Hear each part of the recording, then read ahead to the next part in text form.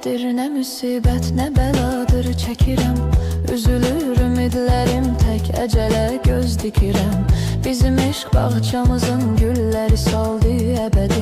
Açmayır gözlərimin yaşını hər gün tökürəm. Baxıram cavanlara, hamı gülür, hamı danışır. Doğrudan maraqlıdır, həyat qaynayıb qarışır. Amma mən cavanlığımı sevgimə qurban verirəm. Qara saçlar ağarır, bel bükülür, üz qırışır.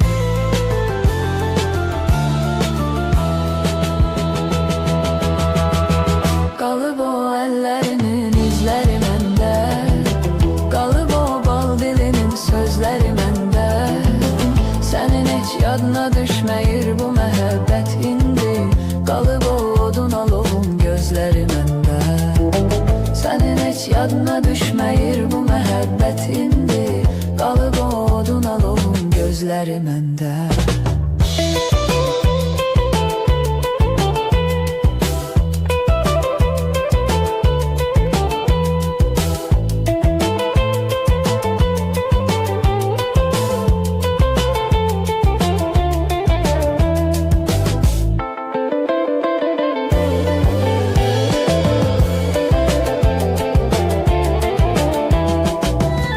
Görəsən xeyri nədir, mən bu qədər ah edirəm. Bu fani dünyanı dərd ocağına bənzədirəm. Bu ocağında tüstüsü kör edib gözlərimi.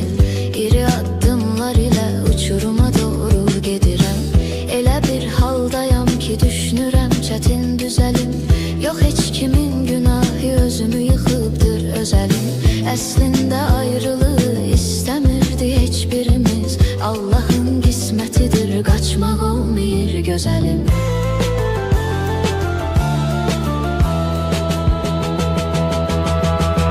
Qalıb o əllərinin izləri məndə, qalıb o bal dilinin sözləri məndə. Sənin heç yadına düşməyir bu məhəbbət indi.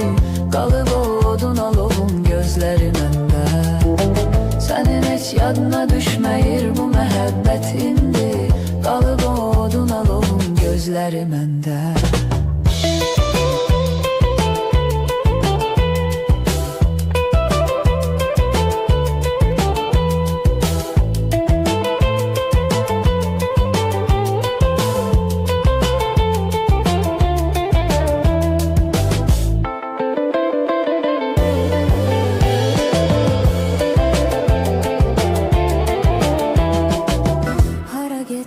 Hara baxsam, hara salsam da nəzər, yenə o gül camalın gözlərimin önünü bəzər.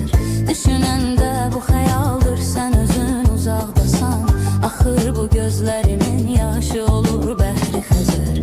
Nə üçün mənə bu qədər zülüm eləyir çərxi fələk? Mən mələk sandığım axırda mənə gəldi kələk.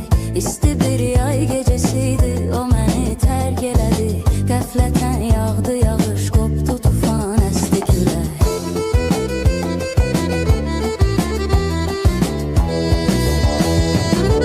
Qalıb o əllərinin izləri məndə, qalıb o bal dilinin sözləri məndə.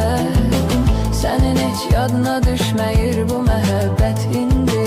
Qalıb o odun alovun gözləri məndə. Sənin heç yadına düşməyir bu məhəbbət indi.